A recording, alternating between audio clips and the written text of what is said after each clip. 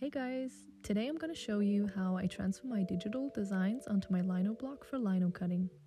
There are many different ways to transfer a design onto lino, but today I'm going to show you how I do it. First of all, you need your design, a lino block. I'm not using traditional linoleum, this is some sort of soft cut block, but it's going to work on both. You also need acetone or a nail polish remover that contains acetone, as well as some cotton balls or cotton wipes. And now this is the downside of this method. You need a printer or at least a way to print out your design. Because what I'm going to do is I put my design face down and dab some of the acetone on the back. It's going to react with the toner or the ink and transfer some of it onto the lino block. There are printers that use ink and printers that use toner for printing. I recommend using the toner printer. I for myself have found out it works much better, as you can see, but honestly you should just try that out. Before I start transferring the image, I prep my lino. It has nothing to do with the transferring process, I just always do this for easier carving so I can see where I've carved already and where I haven't. You can skip this step if you want to, but I'm just quickly going to explain how to do this. Basically, you can paint the lino with acrylic paint, or what I'm doing is using some lino printing ink that I don't use anymore, and I paint it with that. The good thing about this is, the lino printing ink, I can leave it on for a few minutes and then wash it off, and the lino will only be stained by it. There's no actual paint layer on top of it anymore that could potentially affect the carving. So now after prepping the lino, I cut out my design. I always cut away as much as possible, even inside the design. You basically want as less paper as possible because the paper will start to crinkle or curl once it's damp from the acetone and will stop having contact with the lino, meaning it can't transfer the toner to it and your design will have patches with no information. The less paper you have, the less it will curl. That's why big designs are much harder to transfer than little ones, and with big designs, I always transfer them in sections one by one. Two reasons for that. First of all, the curling of the paper that I already explained, and second of all, the acetone shouldn't stay longer on than just a few seconds.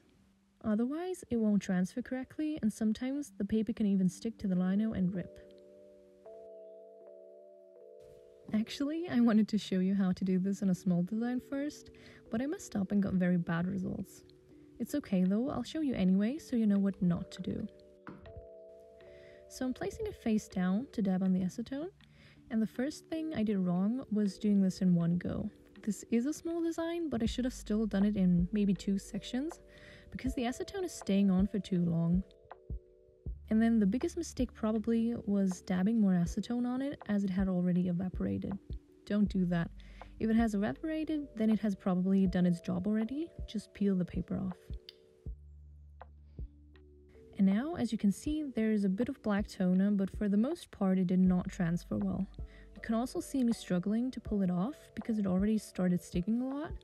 If you do it right, it just comes off really easily and doesn't stick at all. This happens when you leave it on for too long. Now for the big design, and the one that actually worked, I'm taping it down to keep it in place.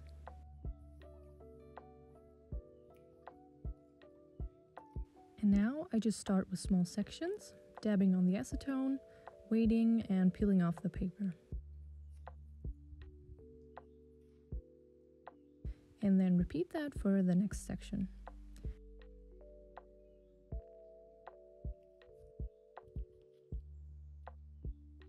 I rip or cut off the part of the paper that has already transferred so it doesn't get in the way.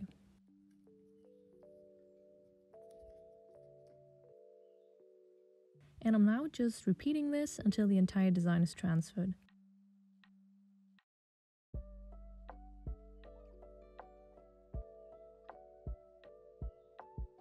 This is actually the biggest design I've done so far, so this did take a while to transfer, but I'd still rather do this than trace the entire design with a pencil. That's one reason why I like this method so much.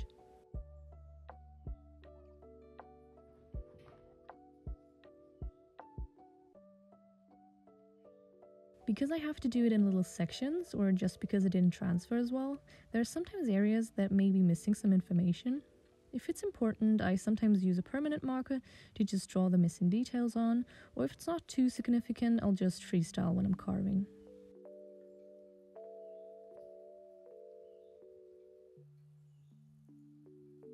So now, there you have it. This is how I transfer my digital designs onto my lino. It works both for small and big designs, and when I'm done carving, I just take another cotton ball with acetone and wipe off any remaining bits of toner on the lino. It comes right off. The only thing that doesn't come off is the permanent markers, so keep that in mind if you want to have a completely clean block. These lines here, for example, were drawn with a marker and were the only thing that didn't come off when I cleaned it with the acetone. Okay, so that's it. This is my way of doing this. I hope I could help some of you out there, and I wish you all so much fun on your next Lino cut. Bye!